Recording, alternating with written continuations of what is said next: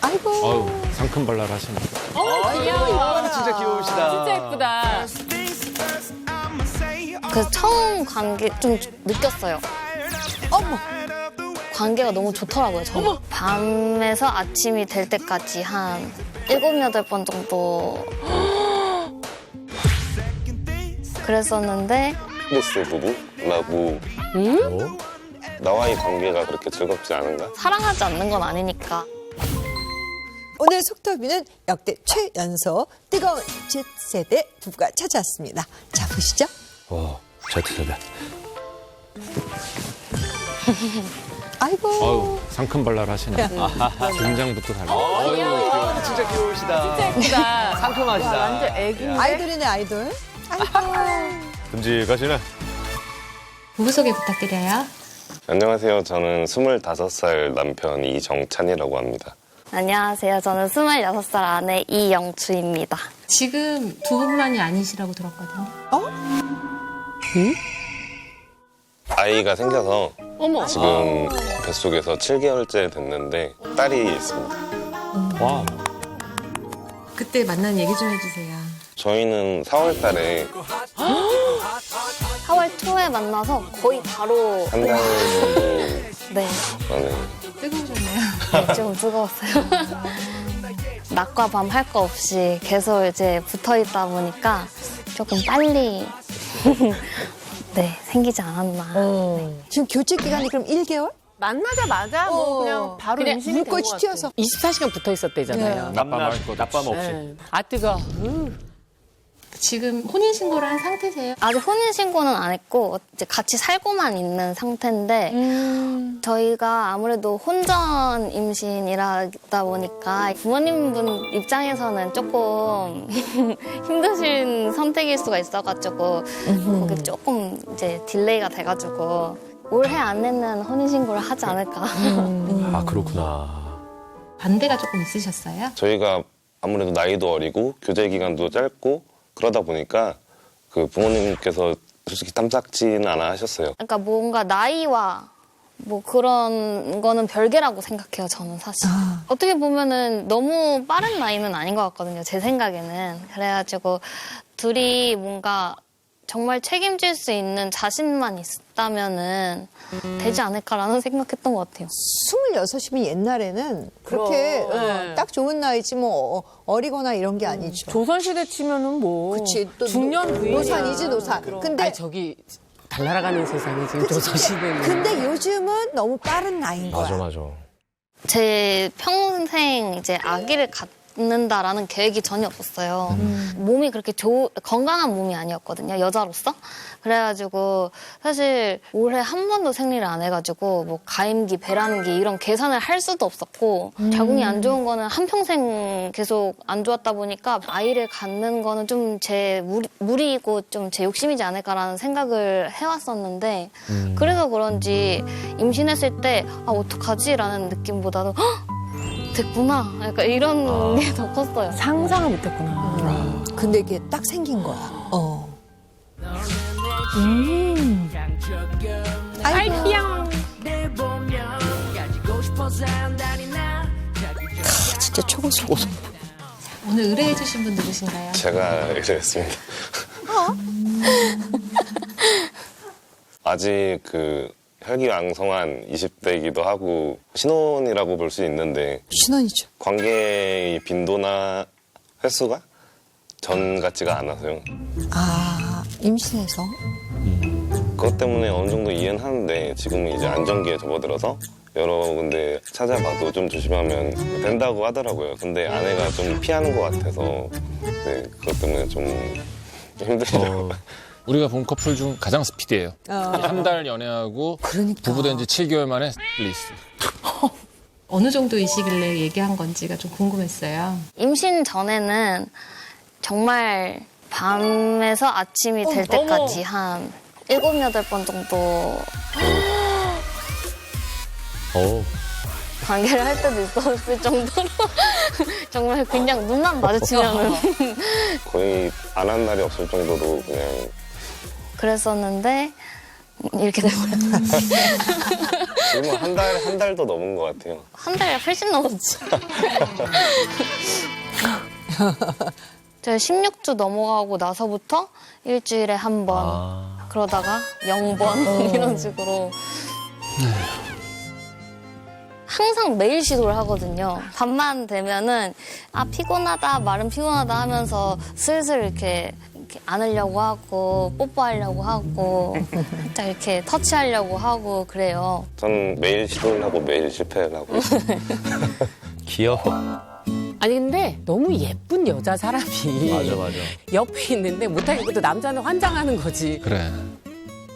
거절 어떻게 하세요? 저 아예 그냥 뒤돌아서 누워버리고 아이고. 손도 못 대게 해가지고 좀 많이 서운할 때가 많아요. 아, 그렇구나. 아이고. 그게 초반에는 사실 임신 전이랑 이게 체력적으로는 문제가 없잖아요. 몸매도 비슷하고 그러니까 그 관계를 했을 때 힘들다라는 느낌은 없었는데 이제 배가 좀 커지고 몸이 무거워지고 하다 보니까 좀 불편하더라고요. 그래 불편하지. 배가 많이 나온 게 제일 큰 문제고 이제 배가 나오다 보니까 눌리면은 압박이 되면 굉장히 거북하거든요. 메스껍고 어지럽고 한 그런 컨디션 조절 때문에 힘든 것 같아요. 점점 힘들어지니까 그 만족도도 떨어지고 만족도가 떨어지다 보니까 성욕도 같이 떨어지고 그렇게 되는 거 아닌가 싶어요. 근데 저런 부분은 좀 남자들은 잘 모르잖아요. 안 근데 느껴봤으니까. 임신 7개월이면은 진짜 육체적으로 되게 힘들 때니까. 그리고 진짜 저 친구는 20대 젊은 이 산모라 이게 그나마 체력적으로 커버가 되는데 저는 진짜 노산이었죠. 저는 40대에 임신을 했기 때문에 하루하루 내가 노쇠해가는 게 보여요.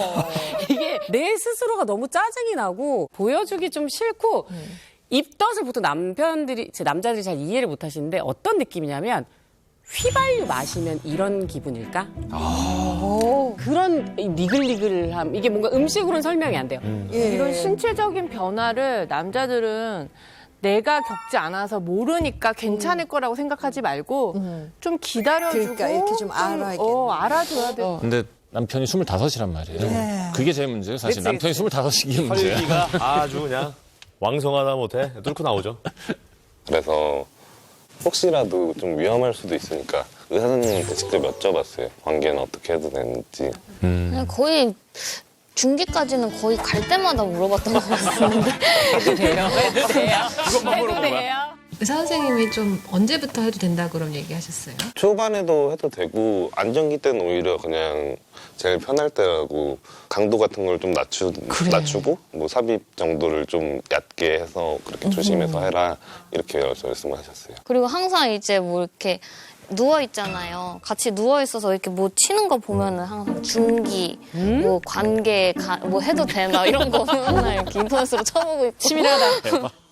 뭐 임신 중 관계, 몇 주 관계, 뭐 임신 초기 관계, 뭐 임신 중기 관계, 임신 후기 관계, 임신 초기 체유, 임신 중기 체유 이런 식으로 막 머릿속에 가득해. S 가득. 근데 사실 저도 실질적으로 와이프가 임신을 했을 때 침대 옆에서 앉아가지고 검색했었어요.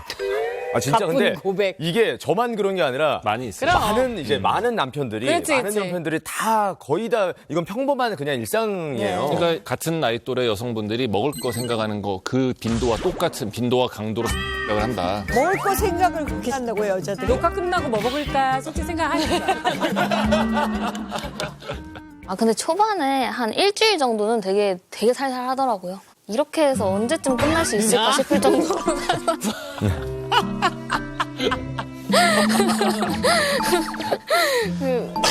배려는 했던 것 같아요. 근데 한 번 시작하면 좀 길게 하는 편이거든요. 본 시간만 한 30분 할 때. 뭐야? 다 합치면 1시간 넘는 것 같아요. 저 얘기를 하는 부인의 표정이 힘들어요와 은근한 자랑이 이렇게 다 들어있어. 우리 남편 보이시죠? 예. 몸도 좋고. 또래들 중에서도 좀 유달리 조금 혈기왕성한 편이세요? 네, 성욕이 더 제가 제 또래인 친구들이랑 그냥 얘기 나눠보면 성욕이 제가 좀 강한 것 같아요. 본인도 약간 조금 성욕이 왕성한 편이셨어요? 제가 거의 없었어요. 이제 항상 사랑 생각하는 건데 이 행위를 왜 하는 걸까?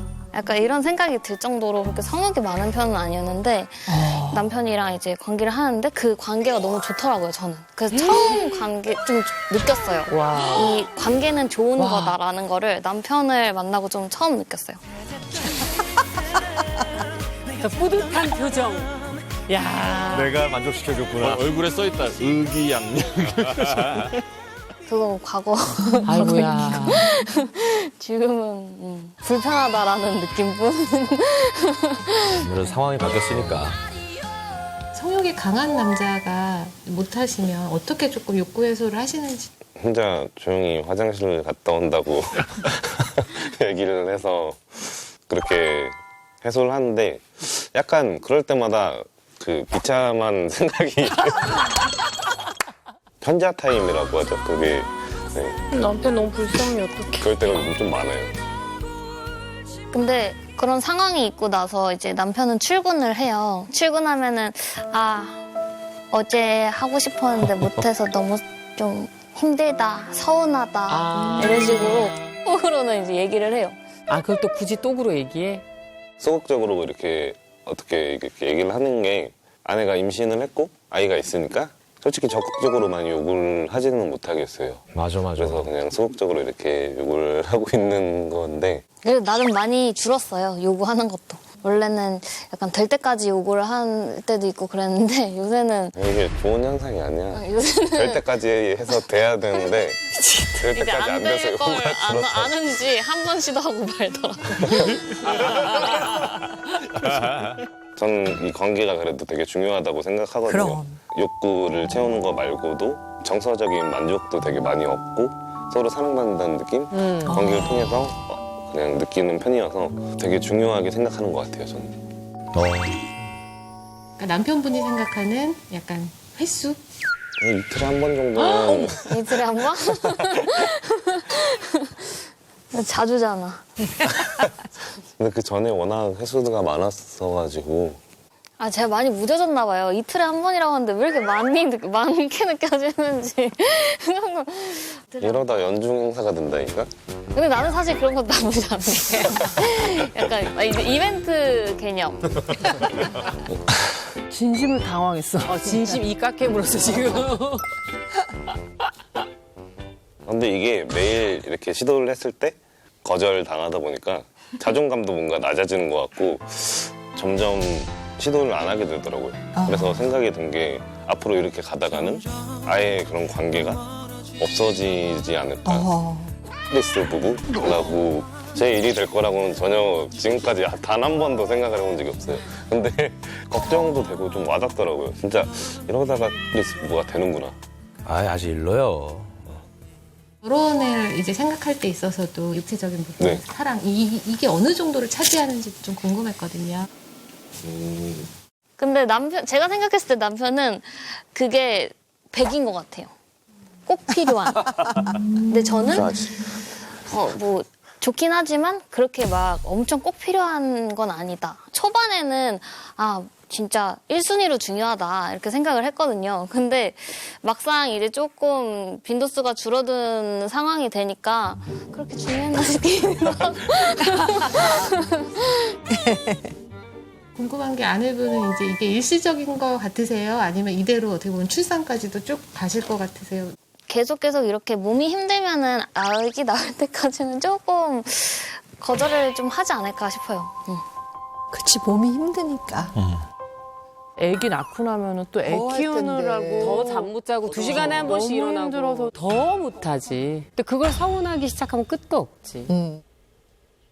제가 그 걱정이 되는 거는 출산하고 아무래도 관심을 많이 가져줘야 되고 아내도 바쁠 거고 저도 저 나름대로 바쁠 거고 하다 보면 자연스레 좀 이렇게 빈도나 시도할 그런 게 점점 줄어들다 보면 지금보다 오히려 더 힘들어지는 그런 상황을 생각한 적이 있었어요. 사실 나이가 들고 결혼 기간이 늘어나면은 그렇게 횟수가 줄어드는 건 자연스러운 거거든요. 그게 그 자체가. 그리고 뭐 결혼한 선배들한테 물어보면 횟수가 줄어드는 걸 다행히 여기는 분들도 꽤나 많아요. 네. 나중에 진짜 본인이 뭐 이러실 수도 있어요. 예. 제 입장에서는 안 한다고 해서 사랑하지 않는 건 아니니까. 맞아. 애정표현 뭐 뽀뽀도 하고 둘이 막 같이 손도 잡고 놀러 다니고 저는 사실 이런 생활도 저긴 좋아서 그치. 지금도 만족해서. 의사 선생님도 관계를 가져도 지금은 문제가 없다고 하셨고 오히려 중기가 지금 많이 안정될 때라고 하니까 컨디션이 좋을 때 같이 노력을 해줬으면 좋겠어요. 같이 놀아. 뒤돌아 눕지 않고 그거만 하면 사실 남편에 대한 마음이 변했거나 아니면은 뭐 그 관계가 싫어졌거나 그런 거는 절대 아니고 그냥 힘드니까 아기 낳을 때까지는 조금 참아줬으면 좋겠다라는 생각이에요. 근데 지금 사실 그 이제 뱃속의 아이를 위해서 어떻게 양육을 할 거고 어떻게 교육시키고 사실 나눌 대화들이 되게 많거든요. 아이를 갖게 되면 아이에 대한 미래에 대해서. 근데 지금 우리 남편분은 오로지 뜨거운 밤 생각밖에 없으신 것 같아서 그 부분이 조금 근데 나이를 또 생각할 때 25세예요. 그러니까. 아무튼 지금 남편분이 처해 있는 나이 상황 충분히 이해는 되는데 일단 생물학적 나이는 중요하지 않은 게 맞아요. 하지만 이제 중요한 게 정신적 나이가 얼마만큼 따라와 주느냐가 더 큰 문제고 내가 아빠가 될 준비가 어떤 게 필요한지 이런 것들에 대한 고민들 좀 많이 하시고 부인분과 그런 대화를 많이 하셔야 될 타이밍인 것 같아요.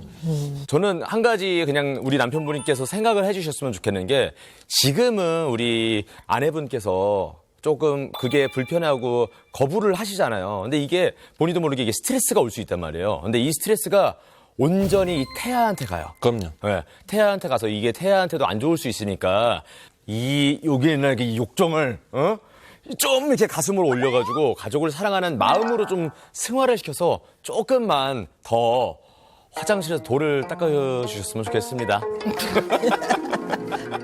자, 그렇다면 에로지연금 200만 원은 과연 누구에게 돌아갈까요? 저는 아내 편 들겠습니다. 저도 아내분께 드리고 싶은데요. 스트레스 안 받게 존중해주고 기다려줄 줄 아는 남편이 되셨으면 좋겠습니다. 네, 저도 아내 편 들겠습니다. 아내의 손을 들겠습니다. 저는 남편 손 들어드릴게요. 누가 봐도 아내가 임신 중이고 7개월이고 뭐 아내를 배려해야 되는 것 기본적으로 맞지만 지금 이 시기는 같이 결혼을 해서 책임을 져야 한다면 남편의 마음도 좀 보듬어주고 거절할 때도 조금은 부드럽게 뭐 이런 것도 좀 필요할 것 같아서 저는 남편 손을 들었습니다. 4대1로 아내 이영주 씨가 에로지연금 200만 원을 차지합니다. 축하드립니다. 한 해 동안 에로부부 사랑해주신 시청자 여러분 감사드리고요. 2022년에도 더욱 파격적인 에로부부들과 찾아오겠습니다. 새해 복 많이 받으세요. 메리 크리스마스. 수업이 끝나고 나서 좀 변화 좀 있으셨어요? 있었어요. 터놓고 말하기 조금 애매하고 민망한 그런 주제였어가지고 그냥 꽁에 있기만 했는데 이걸 이제 서로 얘기를 하니까 서로 마음을 좀 알게 됐잖아요. 그래가지고 자, 결과는 자, 두비두비두비 해주세요. 뭔가 좀 떨린다.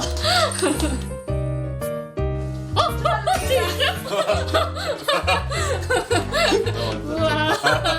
많은 분들이 좀 임산부의 고충을 알아주시는 것 같아서 기분이 좋네요. 더 많이 배려하고 서로 맞춰가면서 좋은 남편이 되도록 노력하겠습니다.